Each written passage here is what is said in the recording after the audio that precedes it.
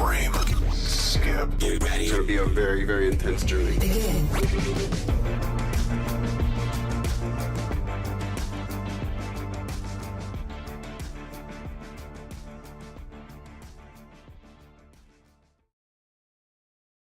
What's up, everybody, and welcome to episode 139 of Frame Skip. I am Andie Eller, joining you on this Halloween by myself and also with George from Shortbox Summary. What's up, George? Not a whole lot, man. Happy Halloween to you. Happy Halloween. Did you celebrate in any way whatsoever? I ate my body weight in chocolate while I received no trick-or-treaters this year. It was a wonderful day. Austin, do you like Halloween? I gotta be honest, I'm indifferent. Yeah, I like the idea of it. Right.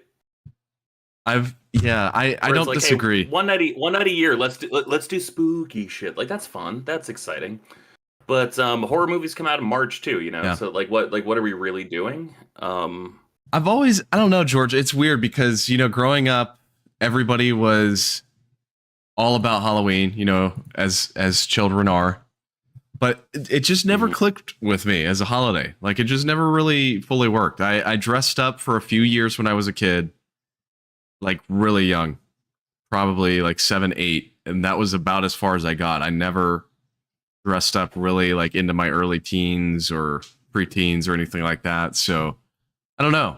I wish I had been more of like a Halloween person when I was younger. I wish I had those memories of like going out trick-or-treating, but frankly, I really don't.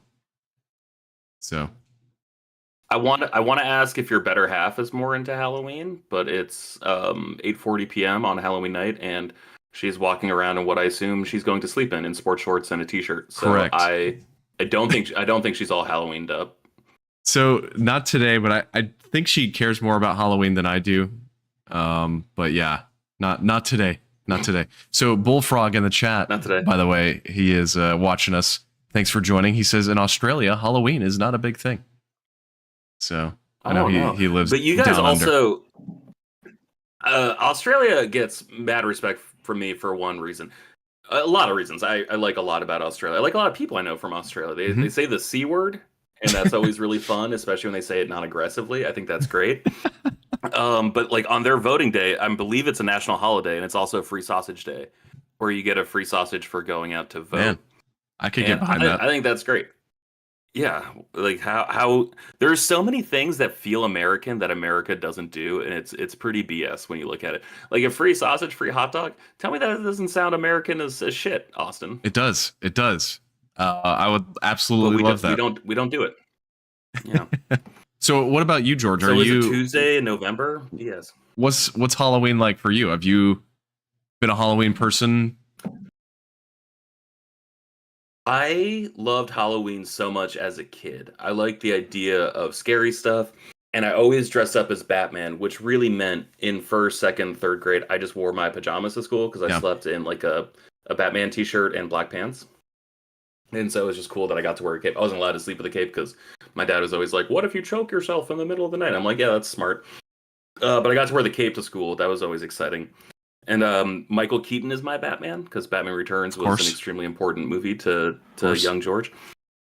In the past couple years, I've gotten pretty lazy about it. I got to be honest. When I was in San Francisco, I remember getting invited to a Halloween party and panicking because I didn't have a costume. So I wore a black shirt and I made the letter I, and I bought some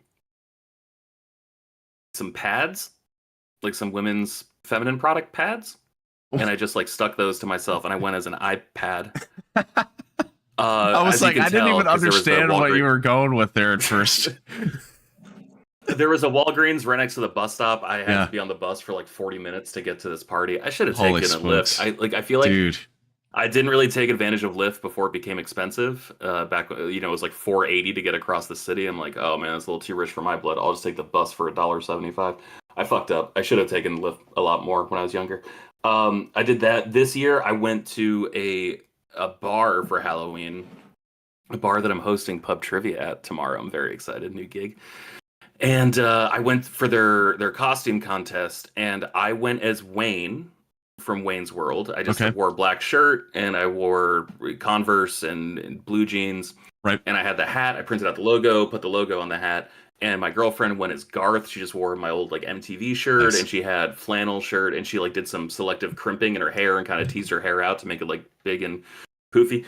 And we didn't win the costume contest, which I think is bullshit, but whatever.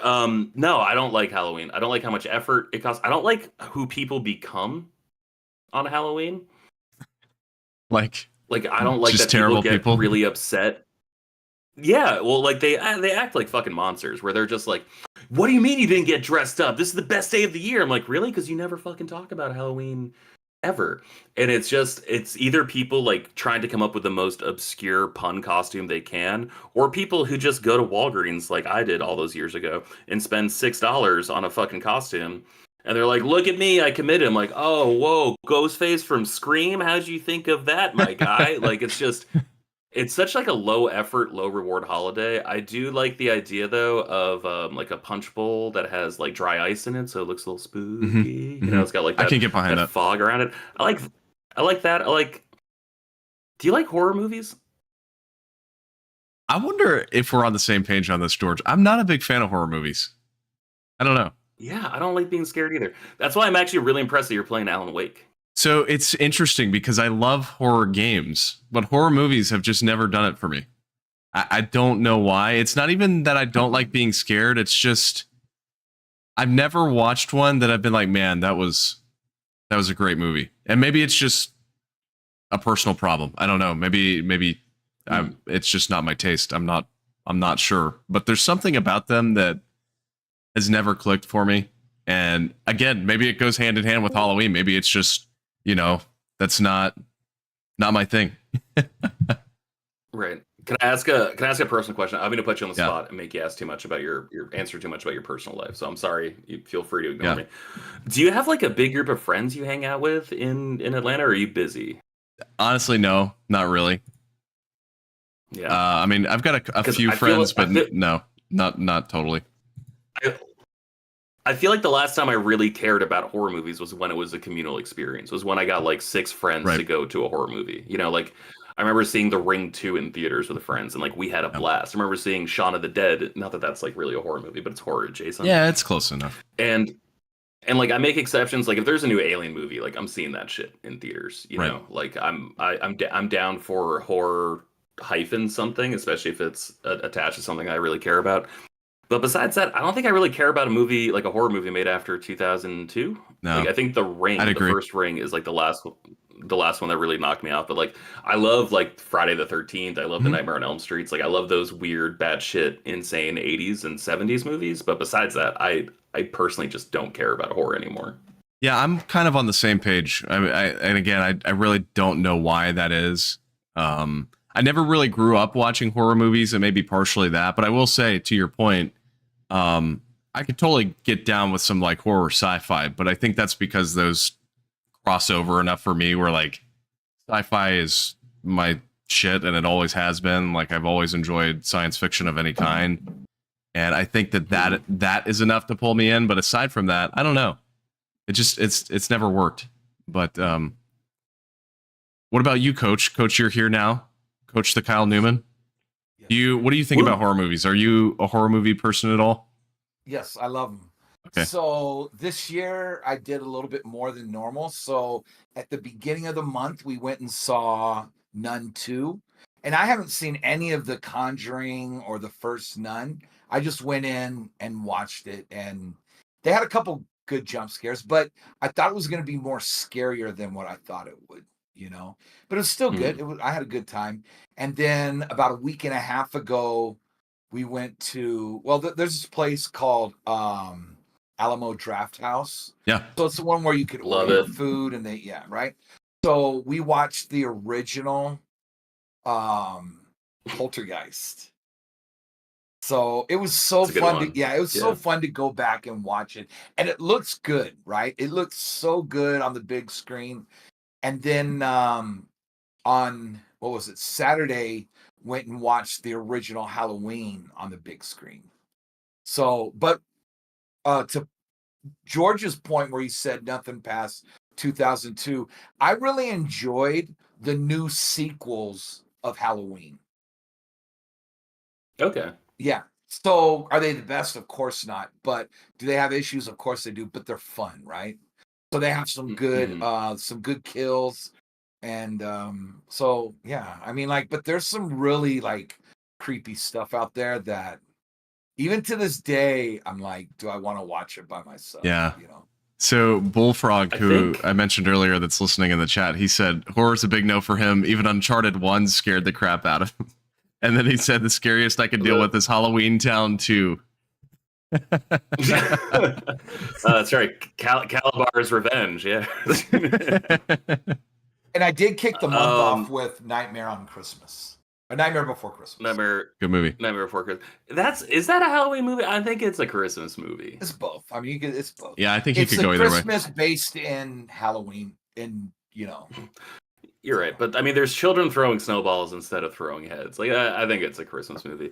I think two things really dicked over horror in the last 20 years. Not that there's not great stuff. Like, I know Shudder is a service that people in the US really enjoy because it's like $6.99 a month, I think, and like you generally get like one pretty decent horror movie a month on top of like a big library of classics. But I think the two things that really hurt it was PG-13 horror movies, and then like more mature television storytelling, like American Horror Story, just like being there on TV. And I think people kind of got more into like the TV model of things, and they just wanted to cast a wider net with movies with PG-13 ratings. Like, I'm trying to think, besides like the Babadook, like what's been like the most recent like Mount Olympus level horror character, right? Because I mean, like Freddy, Jason, Pinhead, true. Like all these like beloved horror icons are from 30 years ago, you know? And like I guess Samara from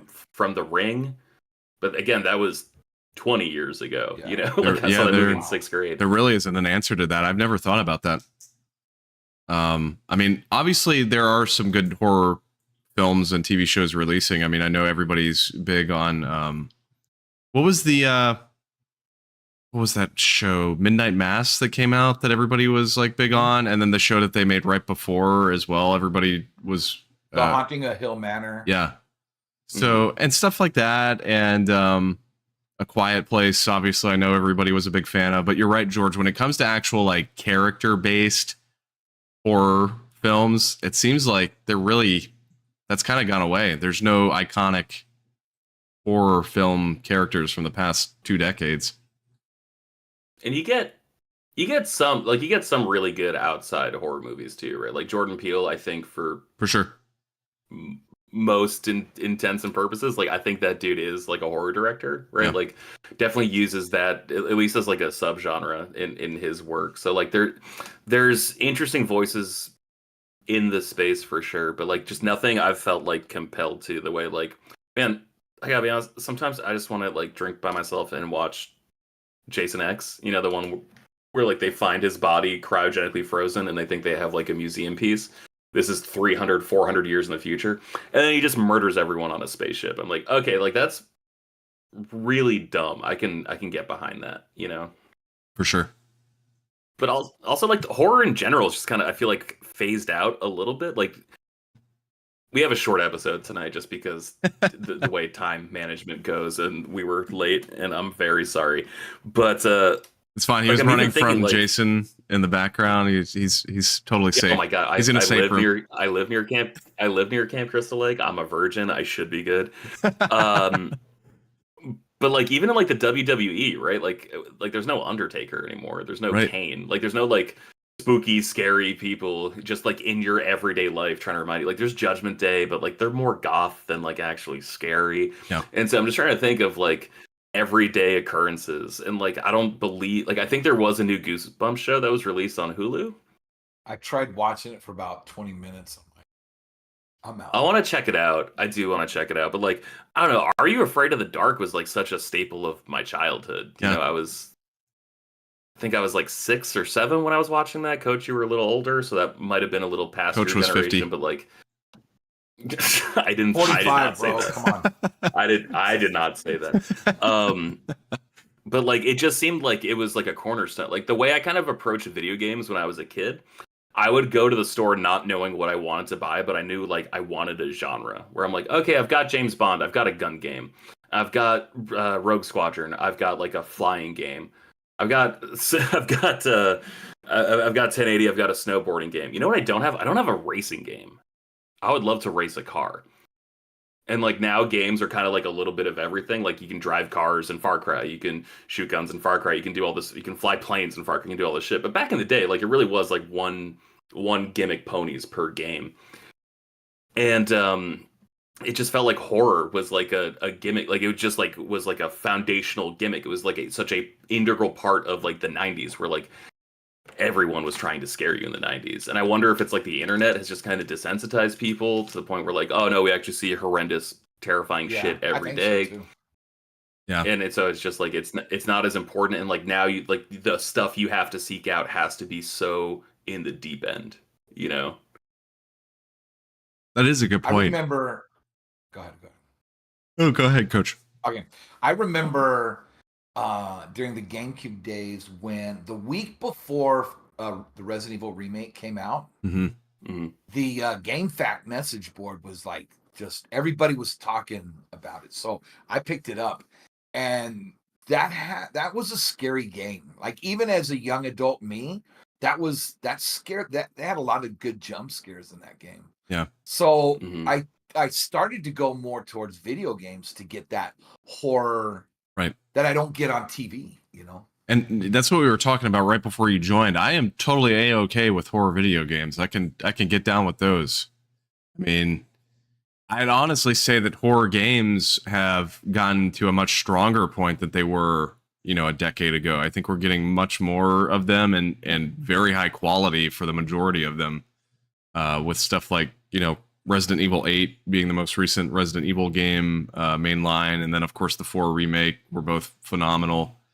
Alan Wake 2 out now. Keep going, man. We got Callisto Protocol, we got the Dead Space remake, like, and also all these like indie horror games too, right? Where like even if they're not explicitly horror, there's like an eerie air about them where you're like not sure if they're going to be a horror game or not. I think we're in like a little bit of a renaissance for horror games for sure.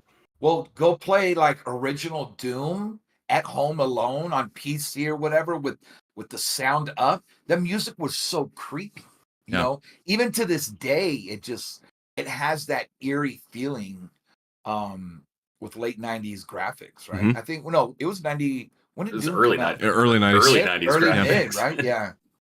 I gotta be honest, like I don't really play like a lot of horror games anymore. I will go back and play like Quake and Doom and stuff because like they just had the re-releases on modern consoles. Yep. And I gotta be honest, guys, like I will play like Alan Wake the remake or whatever on PlayStation 5 now, for the PlayStation 4 version. I won't be like that scared. But like if you were to tell me that like playing the original Doom, like a fucking summoning circle would appear behind me and like a hand were to reach out and grab it, like I would believe that. Like there's something still so inherently creepy about those early 90s games where like I think it's like the fact that there's like no background, right? Like there's like just black backdrop and it looks like it's just happening on like a different plane of existence.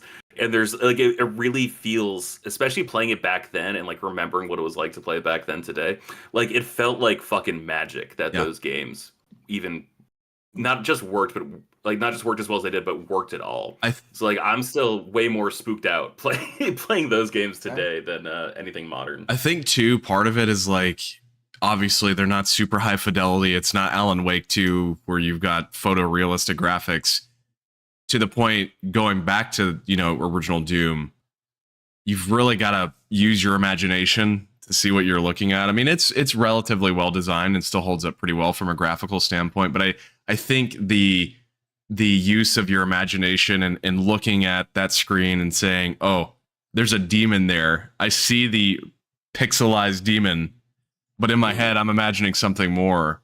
And I think that's part of it too, is letting your mind kind of go out on its own and you know, understand its own way of exploring that world. And so no, I totally agree with you. I think those old school, you know, Doom, certainly like the original Resident Evil games on PS1, even though they control like absolute shit, they're really scary because you're limited by the controls, and it's so fun for me to go back to those older games.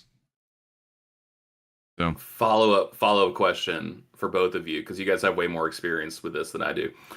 Do tank controls make for better horror games? Oh, I think back in the day, I mean, it certainly made it more scary, but now I would much prefer not to play a modern game with tank controls. But I'm of the mindset of it doesn't actually bother me to go back to the older games and use the tank controls. It's just, I definitely don't want any new games that way. Sure. Coach, your thoughts? I feel the same, but you know what's funny is when I played the remaster of Resident Evil Remake, and they still had like those old controls. So even though I'm playing like I went back to early 2000s, and the tank controls were already there, right? I was ready to go with them, but I'd much prefer the modern day third person, right? But yeah, I mean, it was like a bad dream, you know? And I don't know if they actually did that on purpose to make those controls like that, but it added to the intensity. I think it was like a language thing, right? Where like they just didn't have the vocabulary to explain movement in a 3D space. So they did it what they thought was like the most logical at first, right? Like it's kind of like Sugar Hill Gang, right? Like doing like the first like big like hip hop song, where they're just like, okay, we got a beat, let's rhyme to like, what do we want to talk about? And they were doing that, and then you compare that to like modern day rap, and it feels like two different genres entirely, right? But it was them trying to like, okay, no, logically this is how it makes sense. And then I really think first person shooters, like the popularity of like Call of Duty, like after Call of Duty came out, like it feels like that's when everything was kind of streamlined, right, for first person shooters, where after that you could jump into pretty much any first person shooter and it would control within 15% at the most, like, or sorry, within 85% of at most, with every other shooter that existed after, because they were just like, oh, we figured it out, like we cracked the code finally. And I wonder what it was, like probably Resident Evil 4, but even then, like there were still things like you couldn't move and shoot at the same time. So like, well, maybe just the controller itself, right? Maybe that too. Yeah, that was huge too. Yeah. Go ahead. No, I was just going to say, it seemed like 4 was definitely the one that advanced it the most. But yeah, I do agree with you, Coach. I think the controller itself could come into play some as well. Mm-hmm. But yeah, I wanted to say quickly while we're talking about horror games, I normally I don't start with myself when I talk about what we've been up to, but just because it is topical, I did start Alan Wake 2. We kind of touched on that a little bit earlier, George and I, and I'm probably about 5 hours in, and I'll talk about Spider-Man a little bit here, because obviously last week I mentioned I was playing Spider-Man. We'll get to that in a little bit, because I know Coach is playing it. I don't know. Have you been playing Spider-Man at all, George? No, I lost that bet, so the only game I have to talk about is Far Cry. Coach and I will talk about that in a minute. But yeah, I've been focusing primarily on Alan Wake 2, and I've really been looking forward to that game for a long time. Alan Wake, I played, that was actually the first 360 game I played, and it is still, you know, one of my favorite games from that generation, because it tells such a great story. And obviously 2 years ago, Seth and I played through Control almost at the same time, which is essentially a continuation of that universe that they created with Alan Wake. And I think Seth and I reached the same exact conclusion, that being Control legitimately, at least for me, is one of my top 5 games of all time now. That game is probably the best game I've played in 10 years. And just absolutely phenomenal. And so point being, I was really excited for Alan Wake 2, because it picks up, obviously, huge cliffhanger at the end of the first Alan Wake that was never resolved. And then it also continues from Control with this universe that they're starting to build, Remedy. And so game came out, and God, man, first off, it's a straight up horror game now, unlike the first Alan Wake, which was kind of more action based. you could probably say it was a horror game, but it was more of a third-person shooter, to be honest with you. This game is full on like Resident Evil style horror game, where you've even got like the inventory management, where you've got to organize your items and make sure that they fit properly. And what's up, George? How important are batteries to this experience? Pretty important. Pretty important. Okay. Yeah. Cool. So that mechanic from the first game is still pretty similar, where just a brief explanation for those that didn't play the first.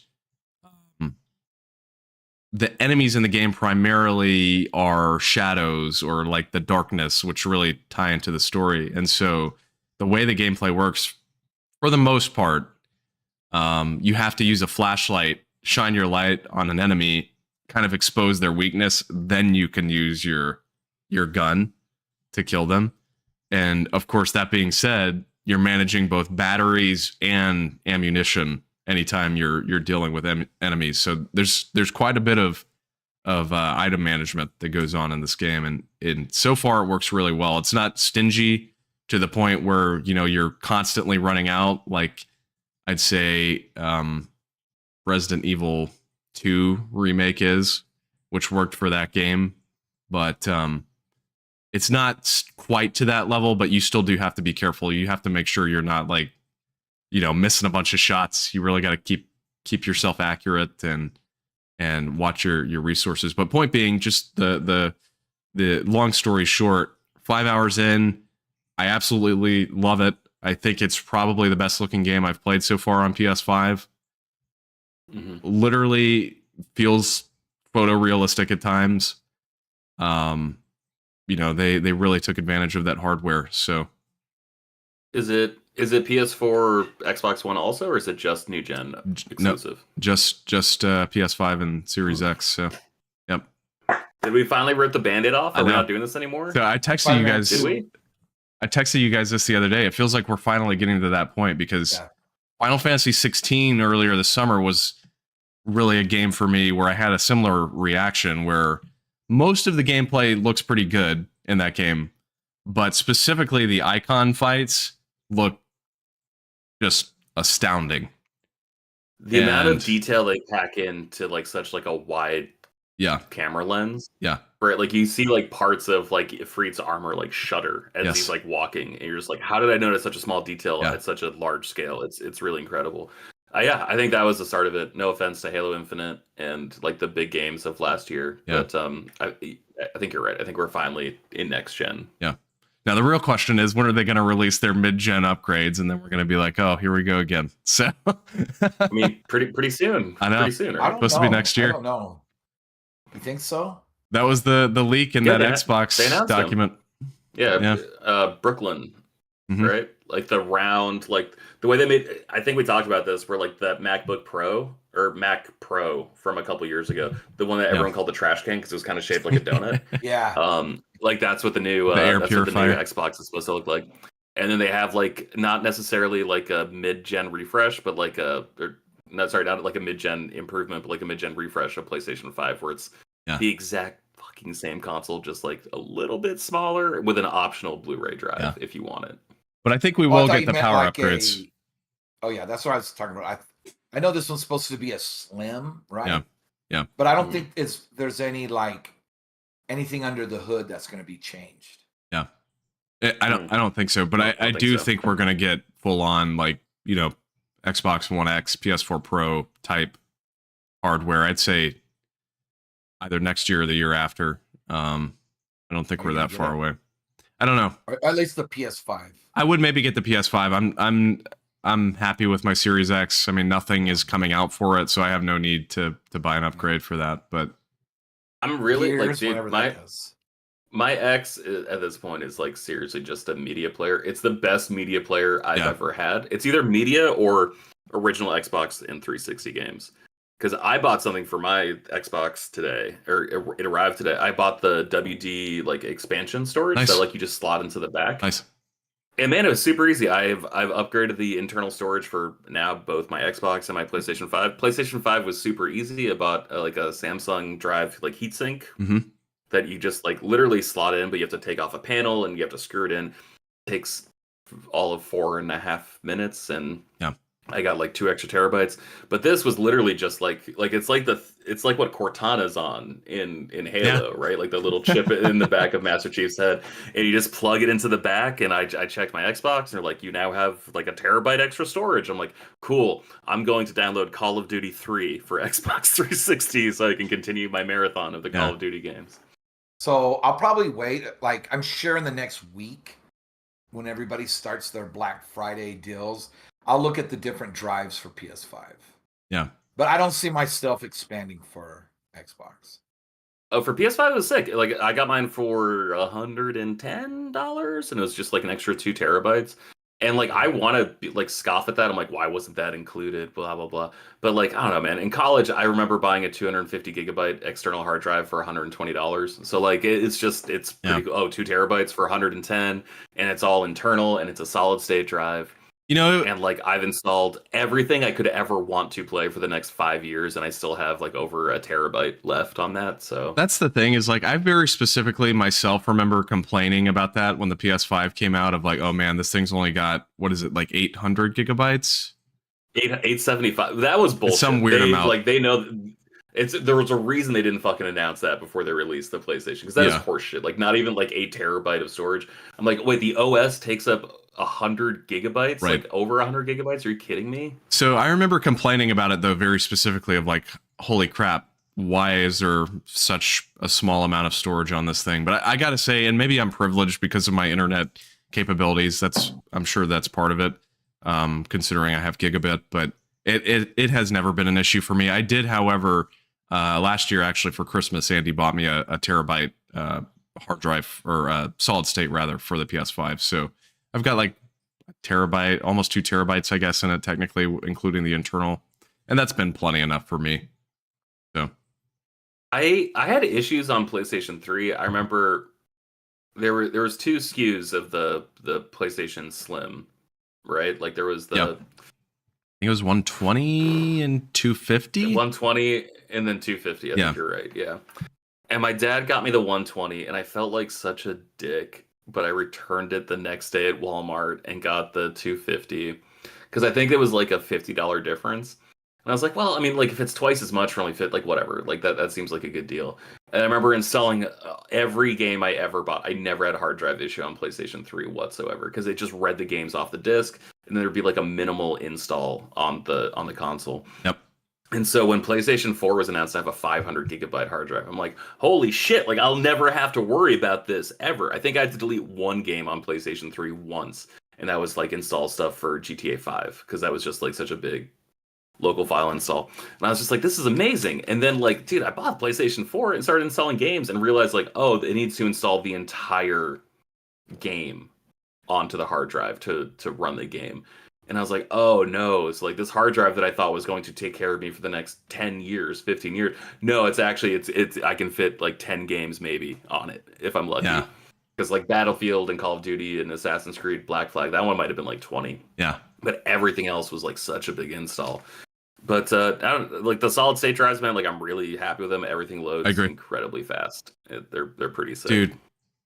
Remember the 4 gig Xbox 360?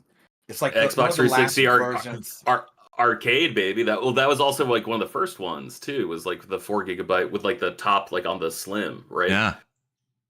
Like that top loading hard drive, and then they had like a 20 gigabyte one, which is like holy shit! It's like this guy can party. Yeah. And so they wanted you to buy the hard drive, right? Because they had their own hard drive, and I believe, correct me if I'm wrong, but Halo Reach, you weren't able to play that on the 4 gig model because you needed more space, I believe. But I believe so. That Christmas, I think it was 2011, that Xbox Slim, that 4 gig model, that was selling hot. Like there was the $199 deal. I ended up getting it for $250. Yeah. Mm-hmm. But the $199 on Black Friday went out so fast. So I think I got that exact deal. Yeah, I think a week or two later, I got it somewhere for like $250, so $50 more. You know, man, the Slim was such a fucking amazing console. Love that system. Yeah, or I think it's called the Xbox 360E. I think, or no, E was the last one they made. That was the one that I never had the third one. That was the one that looked like an Xbox One. like the original Xbox One. Yeah. That thing is ugly as hell, but I bought it, and like, man, you could buy like a Dude, huge hard drive and you just know, slot it in. This makes me to the think. top. It was great. I literally always wanted, and I never got it. Maybe I need to get one at some point. And I know I've had this discussion before. I always wanted that PS3 Gen 3 model that has the sliding disc door on it. Like it looks like from the 70s. Yes, I always wanted that thing. I hated that one, bro. Always wanted that thing, and I never had it. So I think George is going to get his to show us. So remember also that was good. The bad, like towards the end of the system's life cycle. Remember, I think it was in Canada only. The Wii had that non-Wi-Fi, non-internet capable. Look at that thing. There it is. Oh, that's an ugly. So I got the one before. It's a little dusty. It's a little dusty. I gotta clean it. But man, this is hands down one of the best consoles I've ever had. This thing's fucking amazing. And you're right. The red Canadian Wii.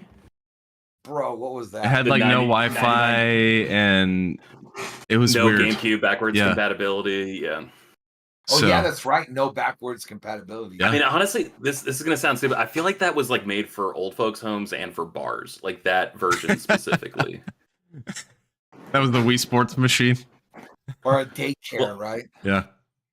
Well, I remember it was like 2009, 2010. My brother was getting my brother's obsessed with movies, and he had a huge DVD collection at the time. And he wanted to start getting into Blu-rays, especially as like big movies were coming out, like Inception or whatever was like coming out on Blu-rays. Just like, I think I want to see this on like a better thing than a DVD. And his wife was like, I don't really want a video game console, but like I'd be open to getting a Wii. And she wanted a Wii so fucking bad because she was on like a D1. She was on the D1 track team at like University of Oregon. And so she was just like, all these exercise games, like that seems kind of fun and kind of cool. And he's like, yeah, you're right. Let's just get a Wii. It'll be more fun. And Nick was like, well, George, obviously the Wii can play Blu-rays, right? I was like, no, it can't. It actually could play anything at all. So yeah, it could barely play Wii games. I think people started to buy it just for Netflix, right? Yeah. Yeah. That was like one of the first streaming devices possible when it came to Netflix. You had to have the disc. 360 was first. And man, that shit happened my freshman year of college. What a game changer, right? Mm-hmm. Like just being able to like watch it directly off the TV and not like have to connect your computer and like reformat the screen and like make it fit, but like still see some of the person's fucking desktop because apparently like just double clicking for full screen like wasn't really a thing for a lot of media players back then. What a time to be alive. And also like back when you had to like when The Office wasn't on Hulu, so you had to go to NBC.com to watch like the 4 most recent episodes of The Office. Man, yeah. Or go to Blockbuster before it, went under. That's right. And just rent the seasons. I did that with Lost, man. That was how I watched the first 3 seasons of Lost. Do you guys remember the day you signed up for Netflix? Sophomore year of college, I remember getting the disc in the mail because I signed up for it on PlayStation 3. And for the first year of Netflix on PlayStation 3, there had to be the disc in the PlayStation for it to run. Yeah, which makes no sense to me whatsoever.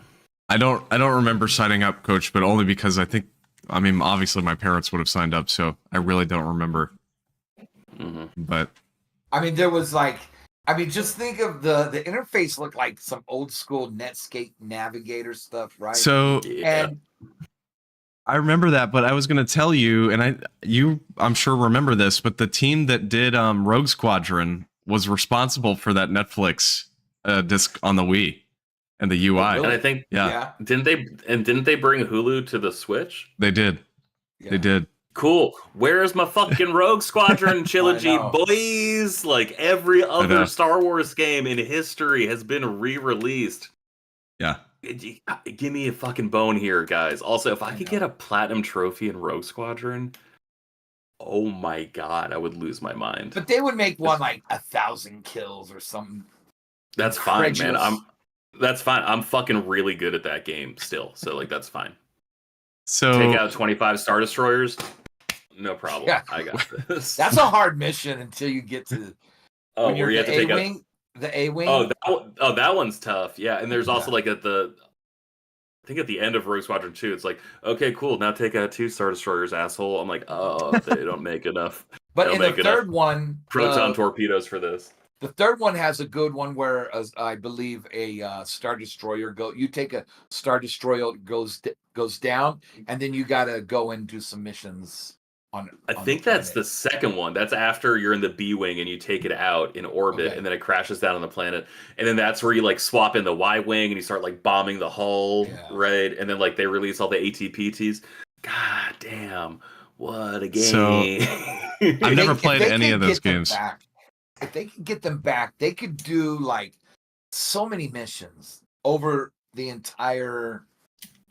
That man, you got to admit too, like. I know you're not the hottest on like the sequel trilogy, but man, there'd be some cool sequel trilogy space missions, right?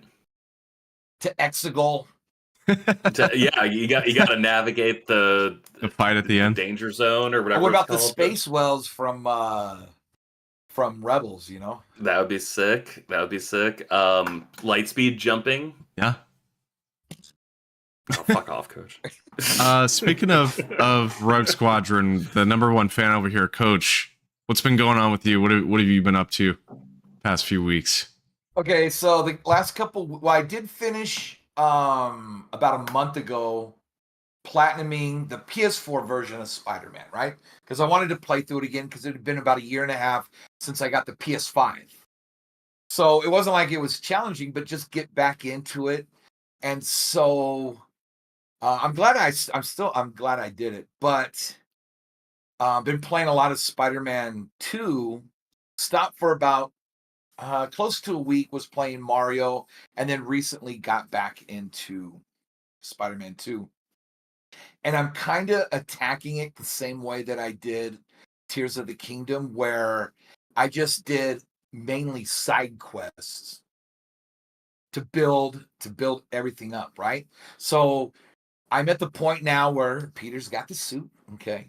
And so I'm that part in the story. Nice. Yes. So it's good. I that's all I'm thinking about is playing. Hopefully by the end of the month, I'm giving myself the end of the month to get the platinum. I don't think it'll be too difficult because the first 2, Spider-Man and Miles, those were relatively easy. You just got to play through them and just do all the side missions, which were fun, right? So yeah. Everything I've seen about the platinum for Spider-Man 2 says it's like 25 hours. That is exactly how long it took me. Okay. Wait, did you get the platinum? I did. Nice. I did. So, yeah, and I was waiting to obviously have this discussion until we got to Coach because George, I know, like you said, you had mentioned you hadn't really been playing it, but Coach and I are both been on it, and we'll get to why you haven't been playing it here in a minute.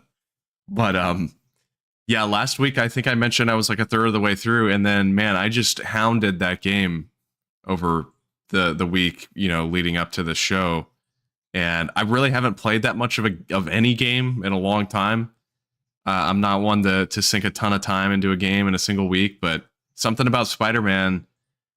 Last week I mentioned the beginning was very paint by numbers. There wasn't anything kind of out of the ordinary with the story, but the more I played, the more I got just totally addicted to that gameplay loop and that world. And, I needed to know what happened to Peter and what happened to Miles and what was going on with those characters. And so it got, for me at least, progressively better the more and more I played. And I'd say that goes with the story as well. Like the second half of that game, man, is just stellar. And I won't spoil it, but I'm very excited to see where they go with Spider-Man 3 because it does set up a third game and there could be some really interesting stuff. So I loved it. Absolutely loved it. What comes out first? Spider-Man, I'm not going to say Spider-Man 3, but like an expansion, like a Miles Morales adjacent type project. Or Wolverine? I think Wolverine will. I'm actually pretty convinced. I think Wolverine will be next year. I think it'll be next fall. Ooh. Because in 2025. But they keep saying it's going to be next year. And Insomniac is not one to delay games. They don't really do that. So I believe them. I think it's going to be next fall. to be honest with you. Also, well, we were talking about like all the major like acquisitions and stuff the past couple weeks. Activision Blizzard was purchased for like what, 69 something billion dollars, right? Like some asinine number, imaginary number. Insomniac at 225. Looking pretty good, right, guys? Yes. Yeah.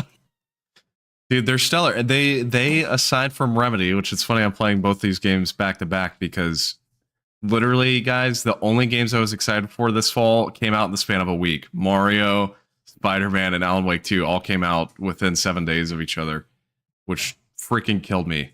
But I'm glad that there's nothing else coming out this year that I'm really excited for. Point being, Remedy and Insomniac are by far my favorite developers in the industry right now. And Insomniac specifically, their output is insane. I don't know how big their teams are, what they're working with from like a workforce standpoint. But the fact that they've already put out Miles, Ratchet and Clank, and now Spider-Man 2 in the span of 3 years? 3 years. Yeah. That's absurd. We'll just go 5 to That's absurd. 2018 Yeah. to Spider-Man. Yeah. Yeah. And then 2016 with Ratchet and Clank, the reboot Yeah. kind of thingy. Also, whatever man, I you call haven't it. talked about that reboot's really fucking good, man. Like that's a really good video game. It is. The Both those reboot games are great. And Rift Apart is a really good video game too. Yeah. So when the time that I was waiting, I was like thinking, okay, so how are they going to make it different? Because in the first Spider-Man game, you go through Manhattan and you're fighting the thugs, and then you have the demon crime syndicate, and then of course Sable's organization, right? So it's 3 layers that you got to go through, and similar things you got to do, right? With all 3. So I'm thinking, what are they going to do with Spider-Man 2? They're not going to copy and paste, right?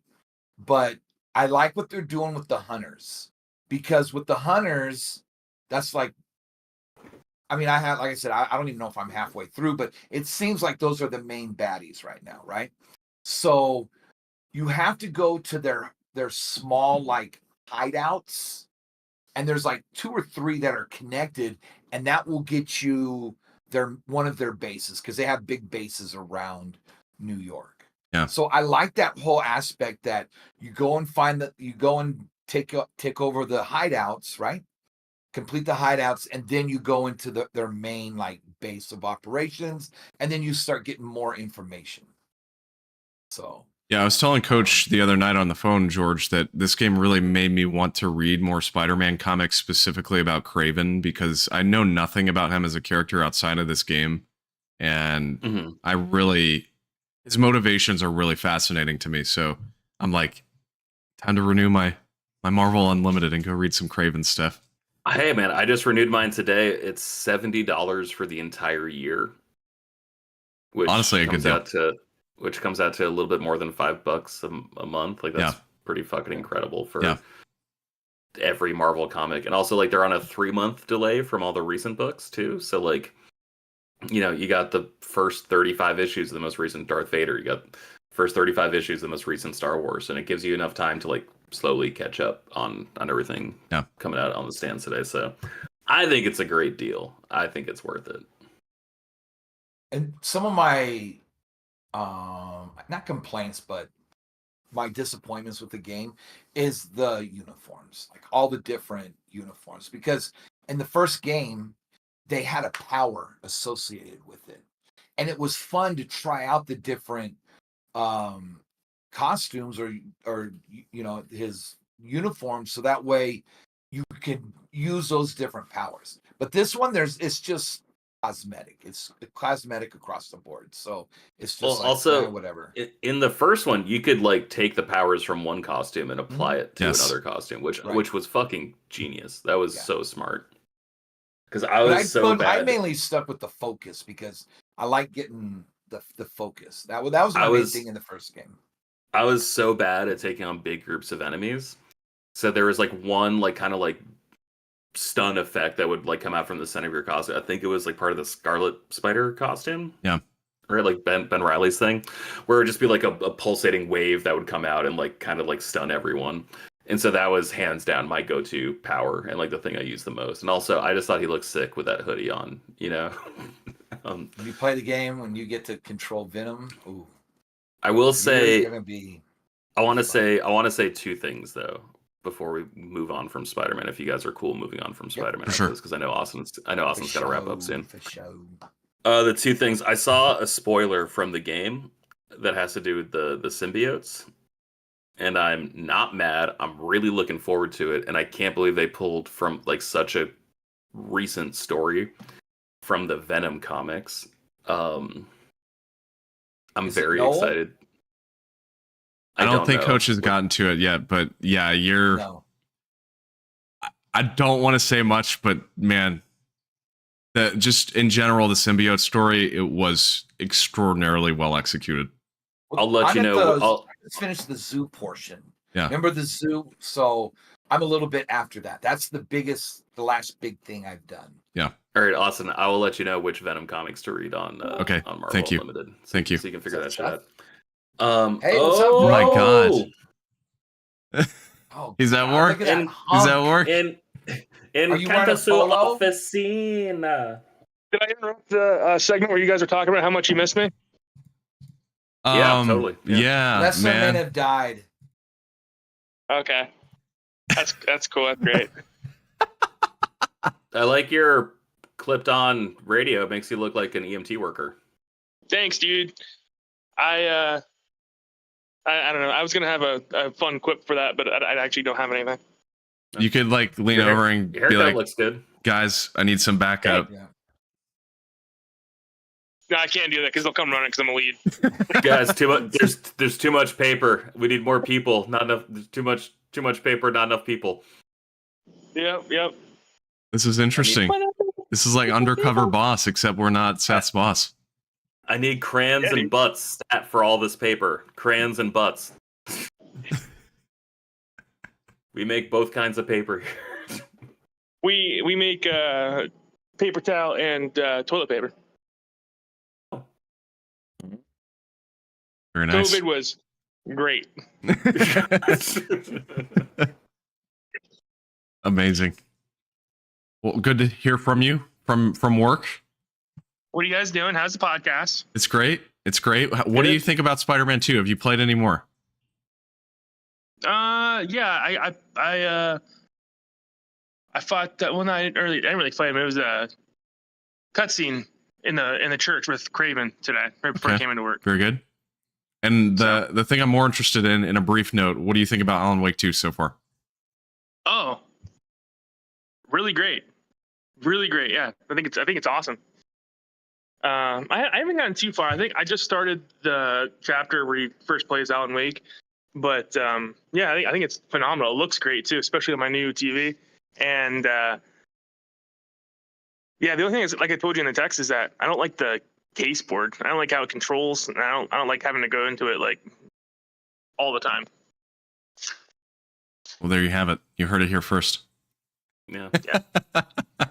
Scared the shit out of me a few times too, dude, because they keep popping up the screen with that fucking that thing that, like, I don't know, Dude, Nightingale. yeah. When you're chasing Nightingale, the screen pops up. I'm like, oh. It's got that classic, like, what was that game, like the maze game in the early 2000s where you'd like get through it and the screaming face would appear at the end online on the computer. It's got like that vibe to it, except you're just playing and then randomly, like, the screen will just flash something for like a second, and then you'll go back to what you're doing. And I don't think there's any like rhyme or reason to it. It just happens. So, Yeah. It's great. But yeah, George, what you had a second question. I can't remember what you were going to ask. We were talking about the symbiote stuff. Oh yeah, I had 2 points. That was 1 point, and I cannot remember what my second point was.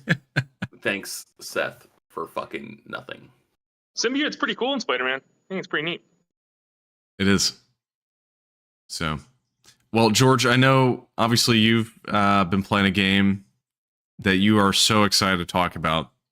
I mentioned last week or the last episode that I lost a bet when I was in Las Vegas, and I'm not allowed to platinum another game until I 100% Far Cry 6. Now, I would love to play Spider-Man, but unfortunately with the same person, we have a platinum trophy race going on where we're timing the difference between your first bronze trophy and the last trophy, the platinum trophy. Dude. So I can't start the game until I can platinum it. Otherwise, I will take longer than he will, and I will lose twice.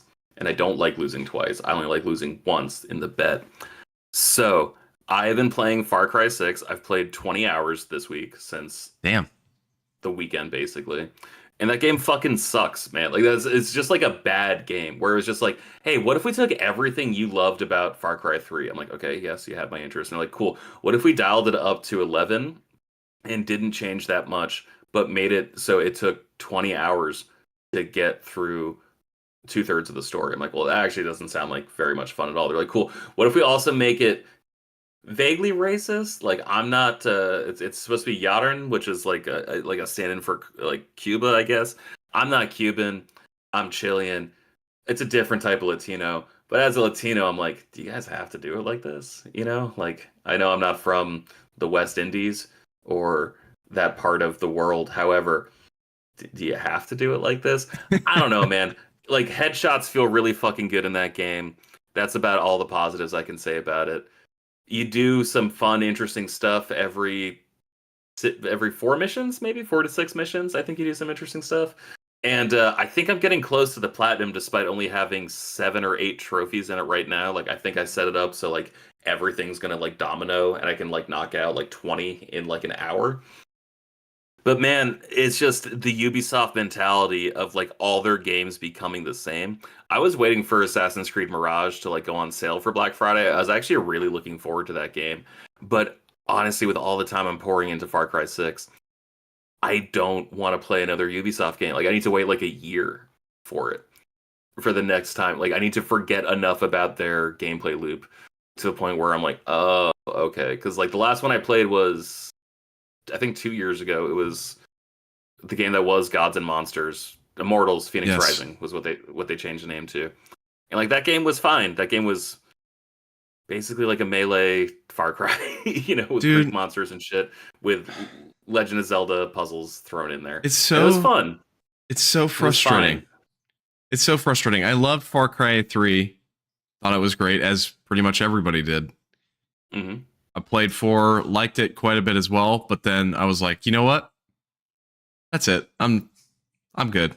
I'm not gonna play any more of these. I even liked 5, man. Like I thought 5 did the story itself wasn't interesting, but what they used the story to do mechanically, I thought was great. Like you were hallucinating a lot in that game because of a drug that one of I think Joseph's sister was making in Far Cry 5. Yeah.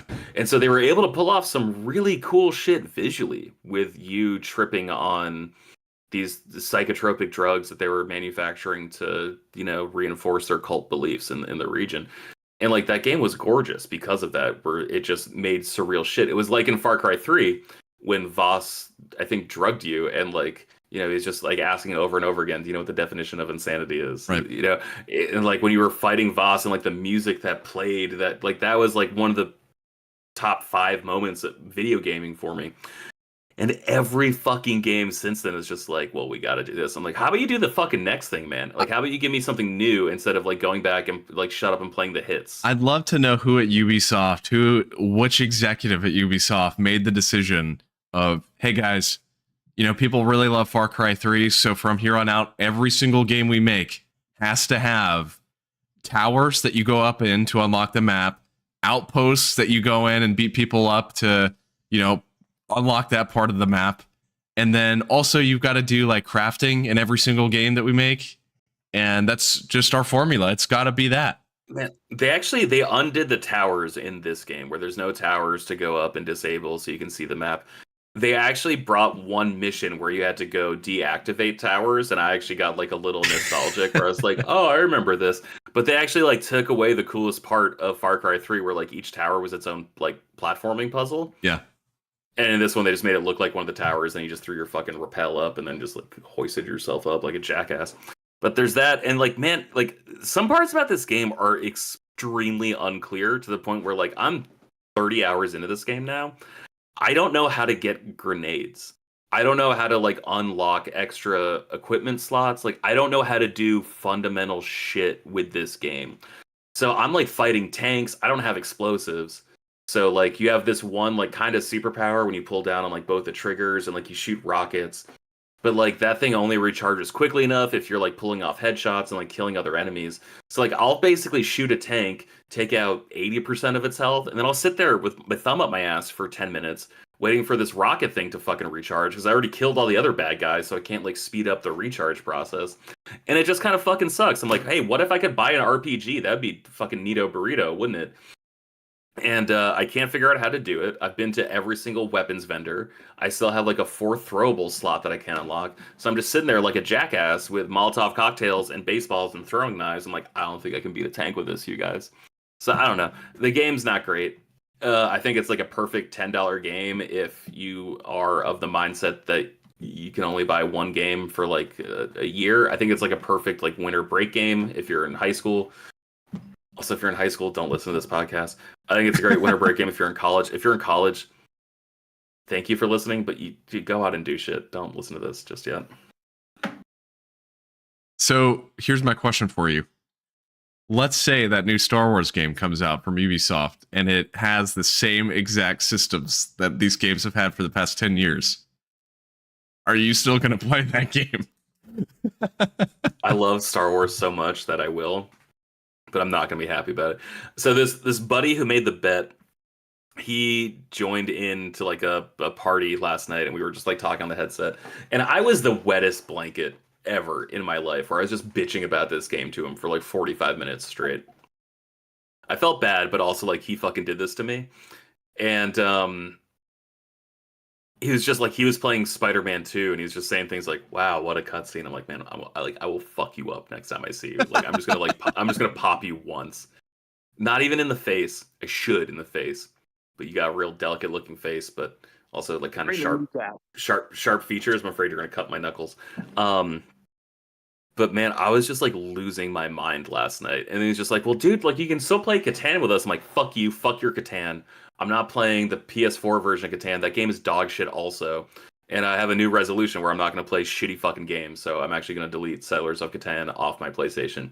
But also, I thought what would hurt him more would be if I never played Catan with him again and got the platinum on my own. If I just like found a boosting partner and just got the platinum trophy like behind his back and then deleted it off my PlayStation. So it's getting to the point where, in fact, in 20 minutes, I have a new PlayStation party to get to with me and my 3 friends who I used to play Catan with, who are no longer my friends. They're going to play Catan. I'm going to be playing Far Cry until I die. And it's just, I'm never going to escape from this. Because not only do I have to platinum Far Cry, I also have to 100% Far Cry. So that's like 6 different fucking DLC packs that I have to do. And I'm losing my mind. But I'm going to get that platinum. So I'm going to huck my PlayStation into the fucking ocean and never play PlayStation again and only deal with Xbox because I've decided achievements are better than trophies at this point. I think you need to go practice a little bit at bowling, I'd say, after this as well, George, just to make sure that this never happens again. Dude, my knee like imploded. Like did I reference this where I was just like, it felt like a grapefruit that got run over by a fucking truck. Like that was what my knee felt like. And then I was like standing for 17 hours the next day at a fucking music festival. And they're like, hey, jump with us. And I'm like, no, I can't. I'm in my 30s and my knee hurts like hell. I'm not doing this anymore. So that was like simultaneously the most fun and punishing weekend of my life. And I don't think I will ever get like a harder erection than the day I delete Far Cry 6 off my PlayStation. I like that. Like the day I finally do it. I think that's like the most bricked up I'm ever going to be in my entire fucking life. And I mean, it's getting to the point where like I'm going to sell that copy of the game on eBay for a fucking $1. Like I don't care. I just want it out of my house. It's either that or use it as fucking lobster bait. You could put it in a blender. Trap here. You could put it in a blender. I probably fucking should. The game's dog shit. It'd be one thing. It's like this game is really bad, but at least it's also long. You know, like I can't think of anything redeemable about it except for headshots. Headshots feel good. And what's really fucking annoying was at least in like the older Far Cries, if you take over a region, That region's cleared. Now you can only take over bases and checkpoints, but there's all these like other enemy strongholds that just Oh like my God. you go in there, you raid them, but like they don't go away. Like they just stay there. So like you'll be walking, you're just trying to get from point A to point B to get onto your next fucking mission, and then you're just jumped by a patrol from a base that like you've clearly fucking annihilated 16 fucking times because you're just hanging out in the region. It is infuriating to play this game. And I need to go soon so I can do that because I would like to play Spider-Man 2 this year. I have a question for you, George. Yeah, hit me. What's up, guy? Okay. When is Ubisoft going to make another Splinter Cell fucking game? Not soon enough. Bro. Not soon enough. I just saw that they're actually taking the servers offline for the 360 version of Conviction. And for like they're taking a whole bunch of old games multiplayer servers offline. So like Assassin's Creed Brotherhood, the 360 version's going offline. Splinter Cell Conviction 360, that's going offline. Ghost Recon Future Soldier PC is going offline. A whole bunch of these games, which like I don't know, like we need to have a discussion about like private server creation for these games because like it kind of sucks that like you bought this game under the guise of like this being a feature. And then it just no longer existing because they've decided that it doesn't make them enough money when really like it only made money because you bought it for that feature in theory. So like I don't know. I get it from their perspective, but also I think it's kind of like bullshit.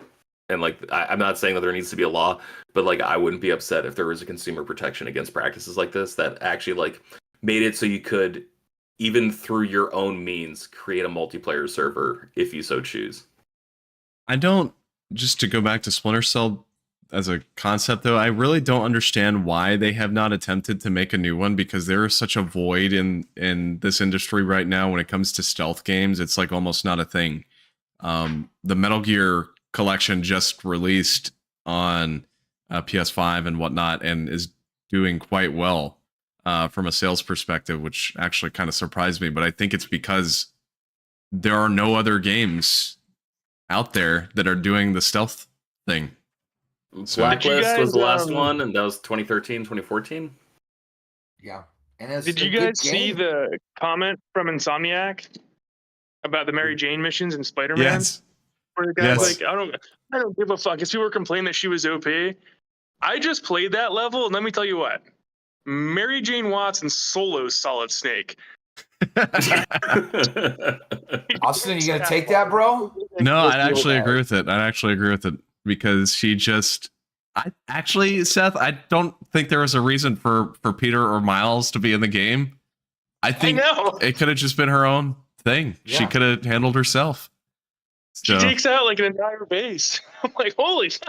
There are some missions, specifically in the last like hour of the game, where it's like, what the hell happened? Like, how is she this strong? I thought that was so funny. Yeah. So. All right. Cool. Well, all right, guys. We are 50 minutes past when Austin wanted to be done, so I'm sorry for dragging us on so long talking about Far Cry 6. It's fine. You'll be dragging along, I'm sure, for a while, George. So we'll have some more discussions on Far Cry 6. I am 100%ing that game, if not before next week, then before the week after. Do it, man. Like, I want to talk about Spider-Man with you. I want to talk about Spider-Man. I want to see what this is all about. Austin knows what this means. Right? See what I'm doing? You get it? I get it. Yeah, you get it. I get it. All right, guys. Seth, you look good, bro. You do. Thanks, brother. Get those yellow earplugs. I like to see them. Plus, you got that sexy boss energy right now. SBE. I know. Thank you. I am the man tonight. So. Oh wow! Congrats. So if your boss sees that you're live on air right now, are you going to be in trouble? Or is it like you asked him if you could be on the hit Frameskip podcast and he was A-okay with that at 9:46 p.m.? I don't think anyone would care. I think, I mean, like I'm entitled to like my breaks, right? Okay, so we're all entitled. Yeah, for sure. So, all right, guys, we'll wrap it up there. Thank you all for listening, of course, to episode 139 of Frame Skip here. If you're watching live on YouTube, thank you so much. If you are not watching live on YouTube, don't forget that you can catch us as we record. Just go to bit.ly/frameskip live. That'll take you right to our YouTube channel. Subscribe, and it should notify you on your mobile device whenever we go live. So you can catch us. Thanks, Bullfrog. Thanks, Bullfrog. Thanks, Alden. And speaking of Alden, I've got 2 questions here. Yeah, he's here. Oh, let's do it, Woo. bro. Speaking of Alden, we've got 2 questions here as we wrap up. Seth, when is the next Alpha Nerds episode? He wants to know. I don't know. Whenever Pedro moves into his apartment. Okay, George, when is the next Shortbox Summary episode? This Friday, we are talking X-Men Deadly Genesis issues 1 through 6. Me and this guy named Dunn, who is a very funny comic book creator. There you go. And so I had him on to talk about weird cosmic X-Men shit. Very exciting stuff. Nice. There are your answers, Alden. Thank you for asking. Woo. Thank you, Alden. Appreciate it. And speaking of, you can find us all on social media. George, of course, is at Shortbox Summary. Seth is at Seth the 90s Kid. I am at Austin J. Eller. And then Coach is at a Y. Fucking He's at home. Cranking fucking heavy metal things, just lifting, pushing, running, biking. He's just fucking cranking it. And on that note, we'll see you guys next week. Adios. Crank it. Peace. Crank it, baby.